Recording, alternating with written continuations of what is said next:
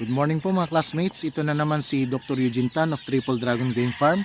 Sa sa darating po na February 9 to 11, meron po tayong International Game Fowl Expo. At meron ako dito mga local bred na straight crosses na pwede ko rin bitbitin, mga mas batang mga pulet.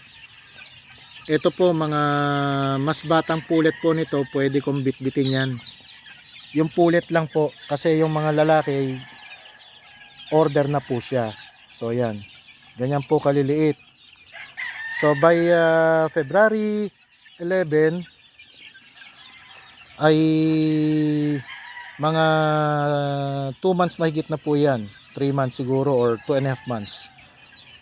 Tignan po natin yung iba, makita po natin yung ibang mga dadalhin natin sa 2024 International Game Fowl Festival na gaganapin po sa SMX Mall of Asia.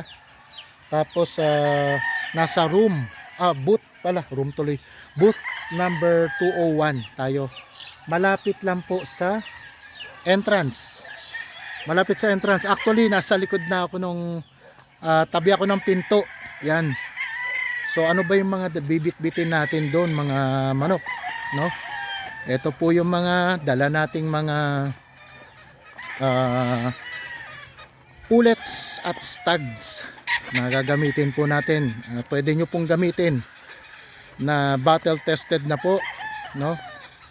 Mula po sa ating mga suking buyer, no, na pumapakyaw dito. Kaya tayo po ay nagpa off season din. Tapos meron din tayo mga early bird na bebenta. Pero ito yung para magkaroon kayo ng idea, ito po yung ibang pulet. So ayan ang ibang pulet na darating doon. Yan, may white kelso. Meron tayong mga yellow-legged hatch, no?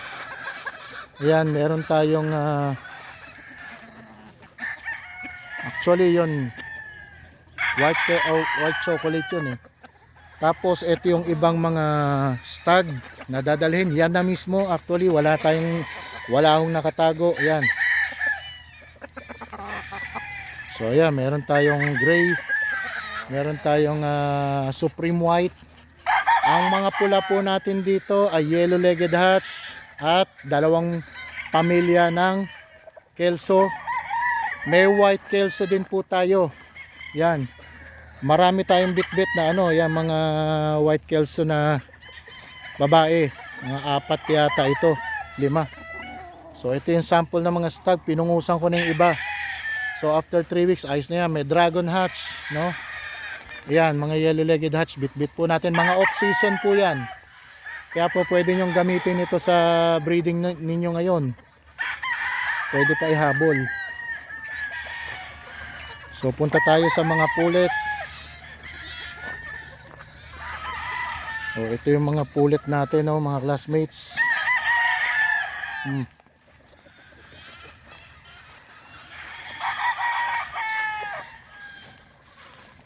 Pwede ninyong ma-avail ng hindi naman ganun kataas, tamang-tama lang. Hindi presyong sobrang yabang, no? Pero ang masasabi ko po sa inyo, ito po'y kaya po sa malakihan ng mga iaanak po niyan. Dahil ito po'y sinubukan muna namin. At subok na rin ng ibang mga suki namin na kumukuha dito ng pakyawan. Kaya kung mapapansin nyo, talagang halos wala naman ako maibenta rito. Kasi bukod sa malitang farm natin, ay meron talaga tayong suki. Yung mga ganito, ito mga linya ng pulet na ito, mga crosses po yan. Yan, mga crosses, ang crosses nito, umiikot sa 3, kelso, roundhead at golden boy. So yung mga ganitong parang may tigre-tigre, cross ng golden boy at mga kelso yan. Okay, dito naman tayo may kanawayon. Ganito naman may mga yellow-legged hatch naman tayo. Dalawang pamilya din yan. May kelso din tayo sa mga ganitong kulay. No? Yan.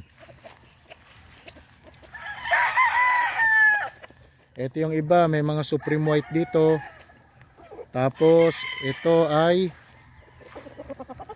ang tandang po natin na dadalhin doon wala pang wala pang 30 piraso. May Dragon Hatch din tayo, no? O, tingnan yung Dragon Hatch. Ang Dragon Hatch natin, lagi kong sinasabi, hindi bio-friendly. Pero kung winning line po, ito po, winning line, mataas na manok, mautak, malakas. Yan. Ayan, may yellow-legged Dutch pa dito. May white kelso. Yan mga classmates. Ito, kelso din yan, basta ganito. Pero lahat yan, mayroong mga personal wing band ang gagamitin natin dyan. So all in all, lalabas ay nasa siguro wala pang 62 kasama yung pullet na dadalhin natin doon. Tapos merong konting pullet, baby pullet na galing sa local, no? At yung early bird natin na nandun, papakita ko sa inyo na pagdating doon napakasulit po, kasi pagdating po doon more than 3 months na po yun pagdating po ng ating expo. Nandun po tayo sa room booth number 201. Yan. So ito yung iba, papakita ko sa inyo. Ito yung iba oh. Yung iba halos manok na yun oh. Yung mga tulisang mga buntot. Parang hindi pa siguro kumakain tong mga to. Yan, ang lalaki na niyan. Today is January 23. So yan ang mga nakikita nyo oh. Pupunta naman tayo doon sa kabila. Sa kabila naman po, mas bata ng bahagya. Mga early November born po ito. So 3.5 months at least po ito. Maganda pong investment ito kung kayo po ay nagmamanok. At worth it. Kasi ito'y walang pili ito. Talagang panlabas po lahat ito ngayon. No? Kung bakit po ilalabas. Medyo marami kaming na-produce na yung mga ating mga suki, no? Kaya kailangan din nating mag-out, no? So itong area natin na ito, yung produce natin, i-out na natin to. So ayan ang mga itsura. Pwede bang gawing materyales? Yes po, kasi dito sa Triple Dragon Game Farm, ang talagang multi-crosses natin dito ay yung Supreme White lang at saka yung ating gray at kanawayon. Siyempre kulay lang naman talaga yun. Yan, oh. So pagdating yan doon, ano na yan? Mas malalaki na yan pagdating doon. Ayan, oh.